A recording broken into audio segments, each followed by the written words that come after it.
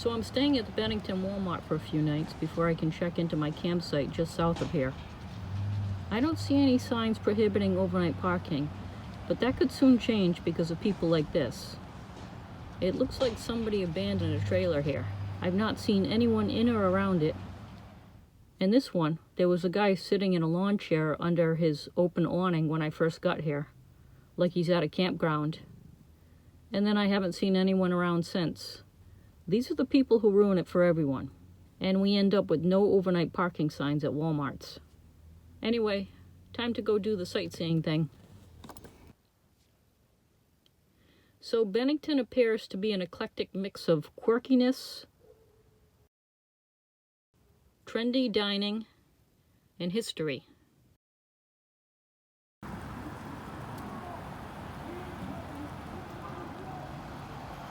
I'm right in the middle of downtown Bennington.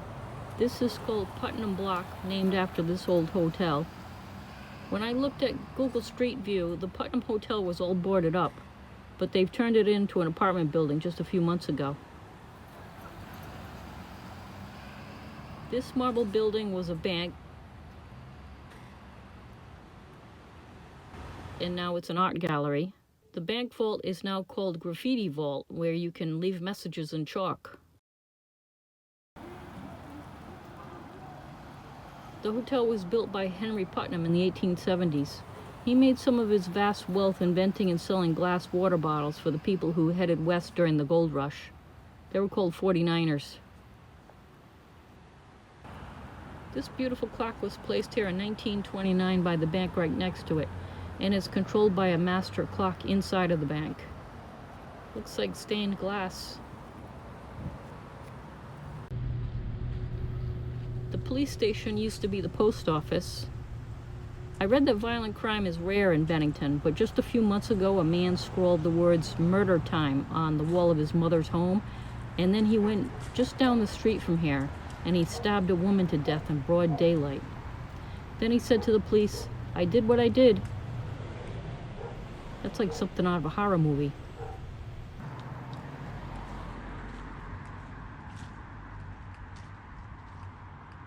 This was dedicated to the USS Bennington, an aircraft carrier in World War II.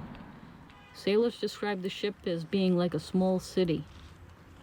The USS Bennington was right outside Tokyo Bay during the Japan surrender.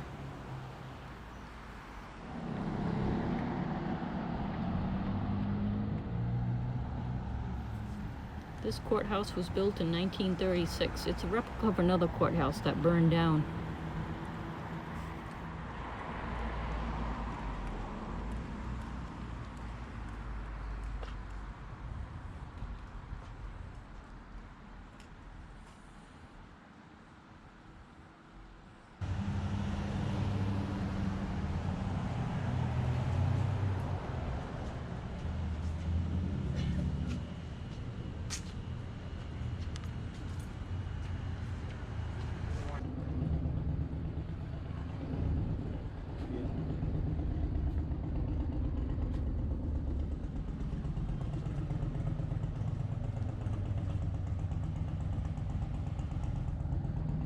These cats are eastern mountain cougars, and the Chamber of Commerce had local artists paint them. They had moose painted too, and auctioned them off for charity.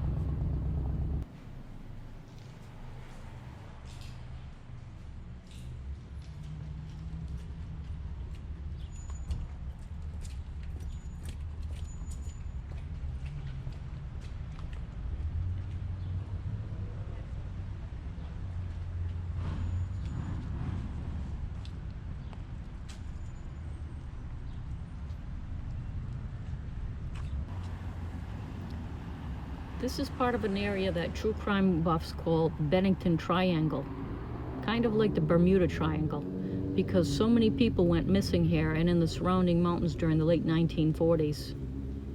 Native Americans said the area was cursed, and there's some legend about a wild man. It was possibly a serial killer.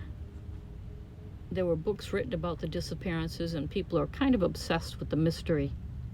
5 people in 5 years vanished. That's a lot for a small town like this. One of the missing was an 8-year-old boy. That's a cool looking little building.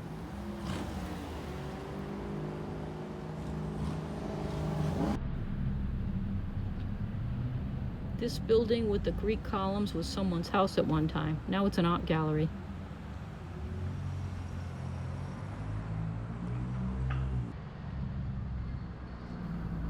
This building was part of an iron foundry in the 1840s.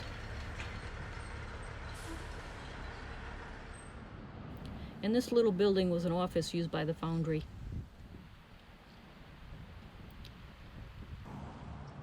Not too many people would appreciate this, but the Taylor's Garage sign, the lettering, was done in Art Deco, which would have been in the 1920s. So that means Taylor's Garage would have worked on Model T Fords. Now this building is gorgeous. This was a bank built in 1868. This style of architecture was called Italianate. During the Victorian era, different parts of the world used elements of Italian architecture and made it their own. All of these beautiful elements are part of the Italianate style.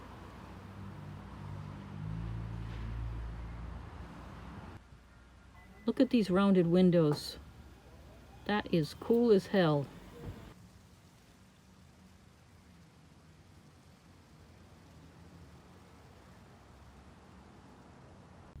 Look at those poor bastards sitting on scratchy bales of hay and a cold metal bench while we relax on a soft, comfortable bed.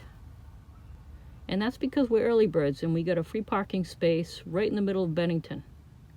And also because we have a camper van. We're going to rest for a little while before we walk all the way up to the Battle Monument.